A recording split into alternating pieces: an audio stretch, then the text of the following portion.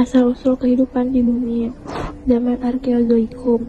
Arkeozoikum merupakan masa awal pembentukan bumi sekitar 2.500 juta tahun yang lalu. Pembukaan bumi masih jauh dari stabil sehingga tidak ada kehidupan pada masa ini. Udara di bumi sangat panas sehingga tidak memungkinkan adanya kehidupan yang kompleks. Zaman Paleozoikum. Zaman Paleozoikum adalah zaman keadaan bumi masih belum stabil.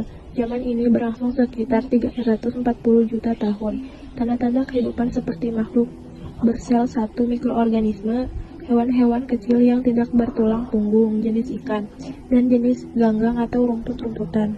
Zaman Mesozoikum. Pada zaman Mesozoikum, kehidupan di bumi semakin berkembang.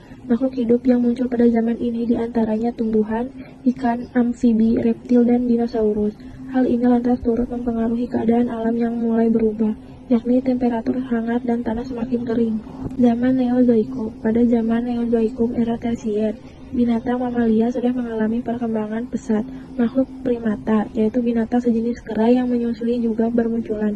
Lalu terlihat pula kemunculan hewan orangutan dan gorila. Berikut ini infografis tentang asal-usul kehidupan di bumi. Asal-usul nenek moyang bangsa Indonesia. 1. Teori out of Africa. Mayoritas nenek moyang bangsa Indonesia asalnya bukan dari tanah Indonesia, melainkan berasal dari Afrika. 2. Teori out of Yunani. Teori out of Yunani mengungkapkan asal-usul nenek moyang Indonesia berasal dari wilayah Tiongkok, tepatnya daerah Yunan.